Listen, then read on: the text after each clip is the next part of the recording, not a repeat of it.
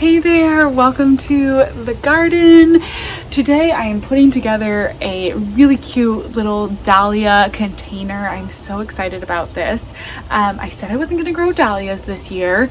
I'll explain more about that, but I found these at the garden center and they're just so pretty that I have to put them in a container, and I thought I would mix in a few other things for the pollinators and actually have a second like tiny little container for the pollinators as well that I need to make today. So of course I had to take you along for this whole process. So I'll show you all the flowers, one of which is that beautiful Super Tunia honey that is just hanging out right there.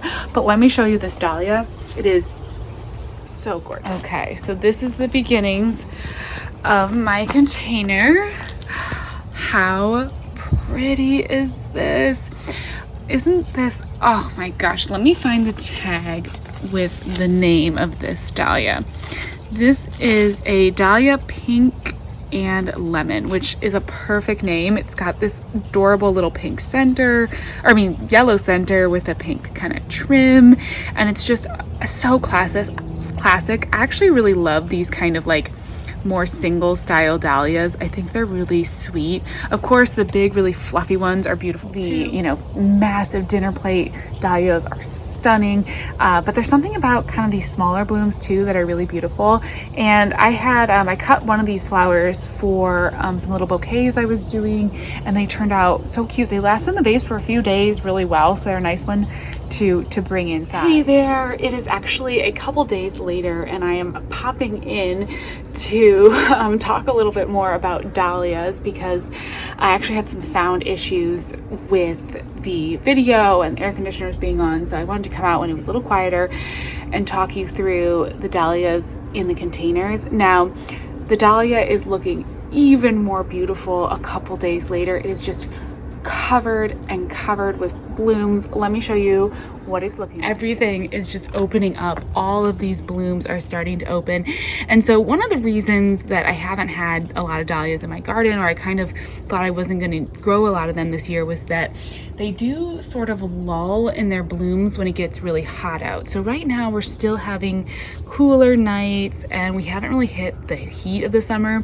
And so of course it's just covered in blossoms, which I have been deadheading as I go, just to help keep the plant to look clean and encourage more blooms. But sometimes in the past, I've had issues with them kind of just sort of stopping blooming in the middle of the heat. They kind of tend to just take a little break, and then once it starts to cool off in the fall, they will pick back up. And we will get lots of great blooms for the fall season up until the frost, and it's really nice. In my garden being so small, oftentimes I tend to go for like either real perennials that will bloom all the way till frost kind of throughout most of the season. Typically in the past, although this year I've added a lot more perennials that aren't even blooming yet.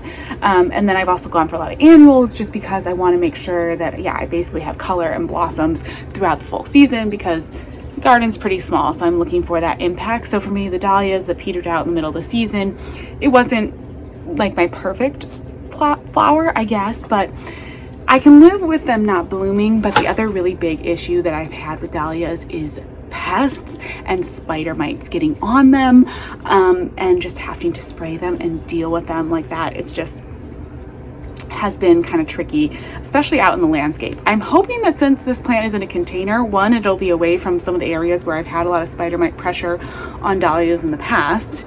And then two, it will also hopefully be easier for me to remember and to keep on top of spraying it and everything if I end up having to put some like BT on it to deal with those spider mites. So I'm hoping that the container will be a good location. And dahlias do grow pretty well in containers. I've grown one other dahlia in a container and it did really nicely. I'm not quite sure with this dahlia. I'll have to look at the tag. Let me see here. Yeah, so this is one that only gets to be about 16 to 18 inches tall. So it's a much smaller, more compact dahlia. This is the tag, pink and lemon. And so that should do well in a container. Some dahlias can get huge. They can get really, really tall. Some of those big dinner plate dahlias just are massive and take up a lot of space. So they might have a harder time in a container. You'd have to really make sure you had a very, very large container with enough space. But in this little container, this sort of smaller size dahlia will do perfect. That will be great for it and should be a really nice location. And I was planning on putting it in a container with some other plants, but I'll put in some of the clips of me trying to pot these things up, because as I got started planting, I realized I didn't really have a big enough container for the dahlia to go in with all of these other plants that I had pulled out. We've got the lollipop verbena, the perfectly pink Angelonia. So this lollipop verbena is super pretty. It's this really gorgeous blue, which pairs really nicely with all the pinks and the yellows. And this gets kind of tall and airy. So it is a really good spot, like a really good kind of plant to have here. And then perfectly pink Angelonia and super tunia honey. So I was going to combine all 4 of these plants together, but I just didn't have a big enough pot. So I ended up putting these 3 in here. I think they should do pretty well together. And then I put the dahlia all in its own pot. And I think it's actually just gonna be like, it's just a pretty look in its own pot here. So I'll put in some of the clips too of me getting these guys all planted up. But it was a fun project and they look really cute now. So it's been a few days and they're starting to get really settled into their location. So I'm gonna go ahead now and cut back to the original footage when the sound got better, and I explain a little bit more of what I had to do for the process and the whole look of the garden and everything out here.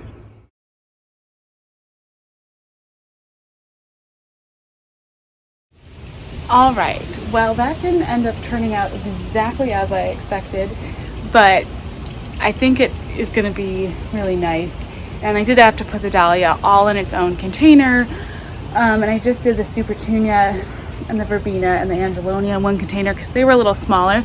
Those super tunias will get pretty big, but I think it'll end up being okay. So here's the new look. I do need to still mess with this arrangement of containers now that I kind of shook things up a little bit. So I need to sort of fuss with this a little bit, but I think the verbena really adds. We really didn't have a good blue. I got a little bit in the scavola right here, but we needed that kind of blue popping up there. So I think that's gonna be great. I might need to move. So I've got a blueberry bush in here, and this blueberry bush might need to move. Like, we just might need to switch some things around. I'm not quite sure what I want to do as far as that goes. Maybe move this back here. Maybe move, this is an echinacea. That's a really pretty echinacea. Maybe put the blueberry bush over here. We've got a really pretty, this is a tango anise hyssop that's actually about to bloom. And then I've got an eggplant, which will keep growing, so we'll have to move that. We've got the truffle pink gomphrena, which of course is classic and gorgeous and so fun. We'll put that, who knows, maybe we'll stick that right here for now. There we go. I don't know. It keeps evolving and changing, but I do really love that dahlia. That'll be super pretty. And now here's the look. We've got the white. Let me move my tripod so you get the full effect. I'm really loving with this garden. I'm really loving the way that we have some continuity going through it. So you can see we've got the gar right here that picks up the gar back there. Now we got the blue verbena that picks up the blue back there. And it kind of leads you through this. I'm getting better and better with like leading your eye with the color. So the yellow leads you to the other yellow, up to the sunflowers. I'm just learning more and more about this process as I go and creating a better overall look. But I love this view now. I mean, that is almost exactly perfect, exactly what I always wanted it to look like. I did more repeat flowers than ever this year, which feels a little boring, but oh my gosh, does repeating things make a difference and create the most beautiful, cohesive look? Yeah. So happy with the garden right now, and that dahlia is gonna be fun. I'll keep you posted as we go through the season. Hopefully I'll be able to take care of it and keep it looking nice. I'm just gonna water these containers all in now. Well, I hope it wasn't too confusing for you with those cuts in and out. Thank you so much for watching. We're working with the sound here in an urban garden setting. It can be a little tricky sometimes with the air conditioners and everything, especially this time of year, because it is starting to warm up. But I am hoping, we've still got some cool nights. It's gonna be like it was in the 50s last night, so I'm hoping that's gonna keep this dahlia just blooming and blooming. Because it is in a container, which is nice, I can always move it into a little bit of shade when we start getting really hot, like into July and August. Now, it is a full sun plant. I mean, it wants full sun. It wants that 6 to 8 hours of full sun. But sometimes when we're dealing with heat, sometimes it's helpful to give plants a little bit of shade. Like I like to give my tomatoes a little bit of shade sometimes. So it's just a balancing act. But that's one of the things that's really nice about at least having the containers, is that I have an option to sort of try it out. I don't know if it's gonna bloom if I put it in a little bit of shade, but if it's already not blooming because it's too hot, then maybe it is worth the experiment. So I may go ahead and play with that a little bit. We'll see. But anyways, I'm gonna water because that's what we're doing all the time around here. And again, thank you so much for watching, and I'll talk to you soon. Bye-bye.